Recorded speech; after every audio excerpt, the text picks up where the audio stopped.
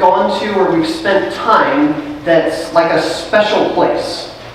You know, it's a place that we go back to when we need to be refreshed, or a place that we go to when things just don't make sense, and we go there, and it's maybe a quiet place, or it's our favorite place, or it's a place that helps clarify things, or it just helps things make more sense.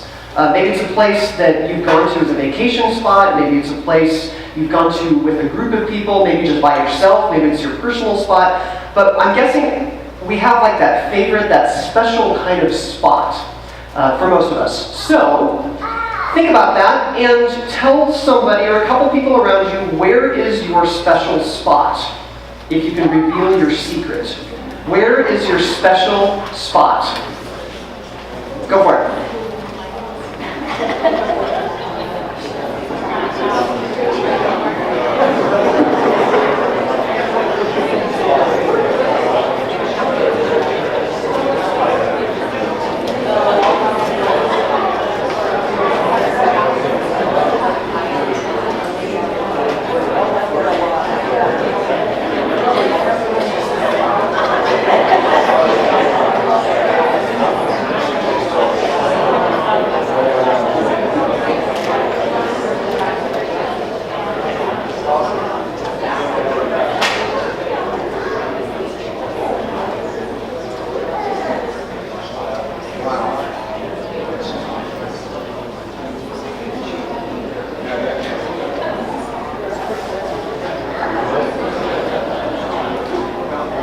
Alright, so you shared a little bit. Tricky question? Is that a little tricky? Easy for some?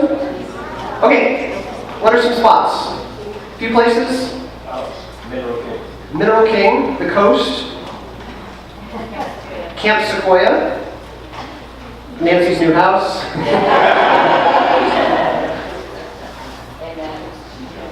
Your sheet shed, that's right, in your backyard. Hume Lake, of course. Oh, sorry, Corey. Your bed. That's awesome.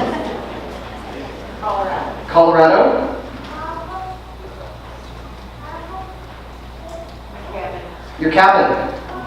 Yeah, special place. Oh, sorry. Disneyland. That hadn't crossed my mind. That's a good one. These are good places. I mean, places where we just go to, or places that are our favorite spot. It seems like in a lot of these places, things happen there that don't happen in other places. Just when we're there, just different things kind of happen. They're special places. But God has a special place. And God has a special place that kind of does the same thing. Things happen there that don't tend to happen in other places. And if there was ever a special place that was God's special place, we could call it the Promised Land. Now, the Promised Land, this is the capital P, capital L, Promised Land. We could describe it with this map. If you imagine the pinkish-reddish area being generally the Promised Land, we call it Israel today, for the most part, plus a little bit extra. But this was what they called in the Bible the Promised Land. This was a known place. This was an area that had this official name because this was an official thing that had happened. So, what is it about the Promised Land that helps us understand more about this big picture thing that we're talking about as we're going through the whole Bible? Why is the Promised Land significant to who God is and who God made you and me to be? There's a link, so walk with me for a little bit. The Promised Land first started way back when in Genesis 12 with Abraham. When God said to Abraham, I give this land to your descendants. And later on, God said, your descendants will be strangers in a foreign land for 400 years. After 4 generations, your descendants will return here to this land, the land on that map. I have given this land to your descendants all the way from the border of Egypt to the great Euphrates River. That was Abraham's promise. Then God reminded Abraham's children of that promise by reminding Isaac of that. when God said, the Lord appeared to Isaac and said, I hereby confirm that I give all these lands to you and your descendants, just as I solemnly promised to Abraham. So God keeps this promise going. It goes again to Jacob, Isaac's son. One day I will bring you back to this land. I will not leave you until I have finished giving you everything I've promised you. So God keeps this promise going, generation after generation, to all of these people, reminding them that this land, this promised place, is coming someday. Eventually God rescues the people from Egypt. We have the Exodus. This whole thing happens. They wander in the wilderness for a while. They run into some roadblocks getting to the promised land. But eventually they get there. And finally God says at the beginning of Deuteronomy, look, I am giving all this land to you. And he's talking to the whole nation. Go in and occupy it, for it is the land the Lord swore to give to your ancestors Abraham, Isaac, and Jacob, and to all their descendants. And after that moment is the great miracle of God leading them across the Jordan River, which this story of close is very close to the RiverCross heart, as God leads them across the river into, finally, the promised land. And they arrive. They've finally gotten there. So, what's the big deal about the land? I mean, God's promised it, God's built it up, God's made it this hundreds and hundreds of years on end about getting to the land. They finally get there. So what's so special about this land? Well, for one thing, it's beautiful.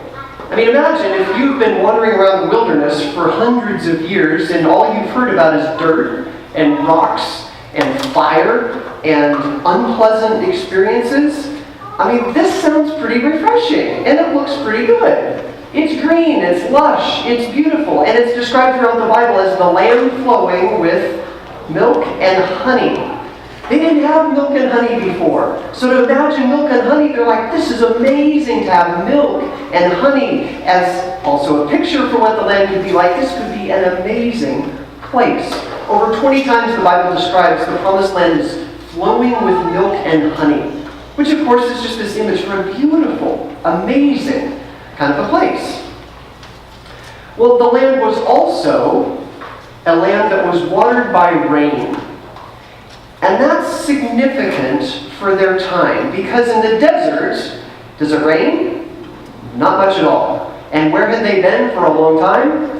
The desert. They had not experienced the rain. And when you and I experience rain, like after the drought we experience rain, there's this sense that, oh my goodness, God answered our prayers, and we feel blessed when God sends rain. Because can we control rain for the most part?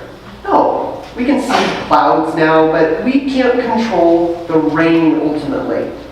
In Deuteronomy, it describes it this way.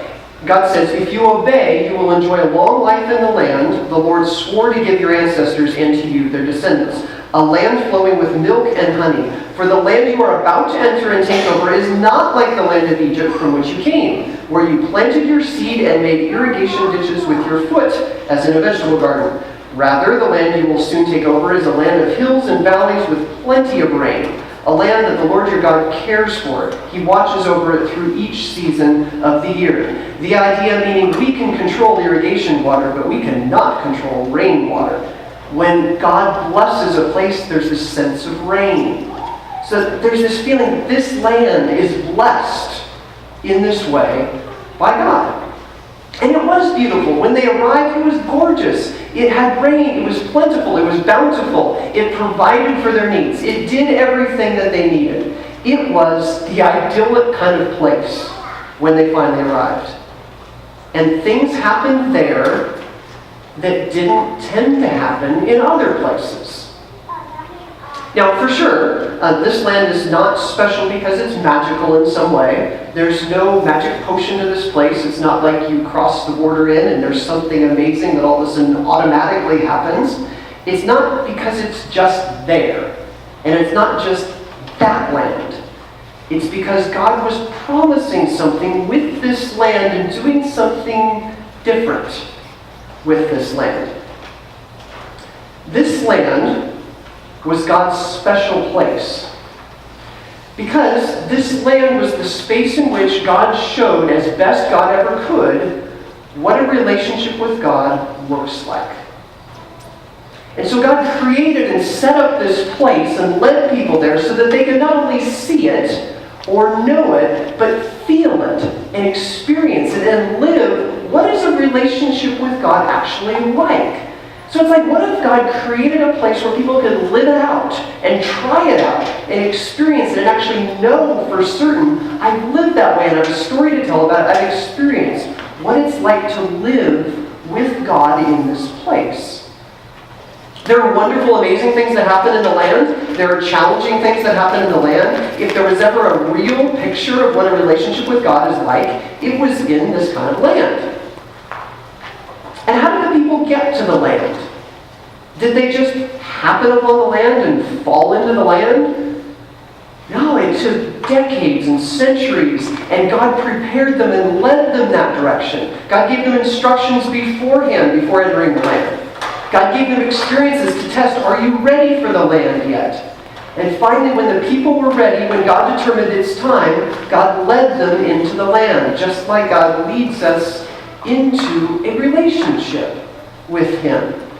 It's this place where God is saying, this is what a relationship can look like, can feel like, and you can experience it. That's the promised land. So that's all introduction to Naaman. Because did Naaman live in the promised land? No. Did Elisha live in the promised land? Yes. Naaman lived outside, Elisha lived inside. And Elisha's job was a prophet. And if we remember, prophets have a job, and their job is to deliver God's messages to God's people. So Elisha's whole job, whole life, was living in the promised land, delivering God's messages to promised land people. Naaman lived outside the land. Naaman lived in a country called Aram, or Syria, just north of the promised land. So he was not inside the promised land. He was highly successful as a military commander. He was the most decorated, probably, warrior of his day. He was in charge of everything, highly wealthy, had everything he needed, had great success, had a great reputation with his king. And his only problem, as we've learned, is that he had leprosy. He had this disease. And it was one of these diseases that you got shunned from culture, you got looked down upon. It was not a good thing to have leprosy. But he had it. And if anybody could solve the problem of leprosy, it would be him. He had every resource, he had every success, he had every person at his disposal, but he couldn't shake it. So eventually, his wife's servant, who he captures by actually defeating part of the promised land, she says, hey, why don't you go visit this person, Elisha? He could cure you. So, Naaman gets the king's blessing, and he goes with all of his entourage and all of his millions of dollars of gifts to bring to them, and here's what happens. So Naaman went with his horses and his chariots and waited at the door of Elisha's house. But Elisha sent a messenger out to him with this message, as we've heard, go and wash yourself 7 times in the Jordan River. Then your skin will be restored and you will be healed of your leprosy. But Naaman became angry and stalked away. I thought he would certainly come out to meet me, he said. I expected him to wave his hand over the leprosy and call on the name of the Lord his God and heal me. Aren't the rivers of Damascus, the Abna and the Pharpar, better than any of the rivers of Israel? Why shouldn't I wash in them and be healed? So Naaman turned and went away in a rage. But his officers tried to reason with him and said, Sir, if the prophet had told you to do something very difficult, wouldn't you have done it? So you should certainly obey him when he says simply, go and wash and be cured. So Naaman went down to the Jordan River and dipped himself 7 times, as the man of God had instructed him. And his skin became as healthy as the skin of a young child, and he was healed. Then Naaman and his entire party went back to find the man of God. They stood before him, and Naaman said, Now I know that there is no God in all the world except in Israel. I mean, what a cool story of healing. I mean, through an odd experience of connecting with this young servant girl, he gets connected with Elisha, goes there, it's an odd experience, but he gets healed. I mean, God's power, he never met this guy, he gets healed. So where was Naaman from? Outside the promised land. Where did Naaman get healed? Inside the promised land. There's this special place where God does things that don't tend to happen somewhere else. And it's not because it's magical, it's not because there's a border and automatically it happens. It's because at this time God was setting up a place where God said, if you want to experience me in a relationship with me, it's going to happen here. And it's special, and it's different. And stuff happens here that doesn't happen anywhere else. If God ever had a mission, it was to choose some people, to gather them together, to let them experience what a relationship with God is like, to encourage them to share that relationship with other people, so that those other people could be invited into that same relationship. And that sounds kind of familiar. It kind of sounds like Jesus. Jesus invested time in 12 people to help them understand what a fresh new relationship with God looked like, so that they could then share that relationship with other people, so that they could be invited into a relationship with God. I mean, if God ever had a mission, it was to keep inviting everyone. Not just the insiders to a relationship, but God keeps inviting everyone, the outsiders, into a relationship with God. I mean, God creates ways to do that. God creates special moments to do that. God invites the outsiders in. That's what God does. And isn't it a great feeling to get invited? I mean, don't you love getting invited to things? That invitation, that beautiful invitation that's addressed to you, and you open it up and you think, I got chosen? They want me there? They put me on the list? They made me feel that good? I mean, it's a wonderful feeling to be included, isn't it? We love to be invited. And that's what God does. He invites us into a relationship with Him. Ever since we started RiverCross, we have strived to be an inviting sort of church. Not just focused on us, but focused on beyond us, beyond the land. We have our first third annual event. We've never done a third annual anything. And this marks our third annual event this summer, which is our Sundays on Saturday event in July. This was the event that we started this whole thing with. The first public event, I guess, that we ever did. And so we're doing our third annual one in July. What if, instead of just putting up posters and putting up flyers, what if we invited people? I mean, like this. What if we asked people, we'd love for you to be part of this. I want to include you. I want you to be there. I mean, invited like God invites. So, to that end, we have some invitations. There's a bunch on the back table. I hope you'll grab some. They even say you're invited. Because we want to invite people. I mean, what if we make people feel like God makes us feel when we're invited into a life with Him? I encourage you to take some invitations. There's a pile. Take as many as you want. We can make more so that we can invite people, not just to this event, but as an excuse to be able to get to know people and invite them and encourage them into this kind of place with God. Let's pray.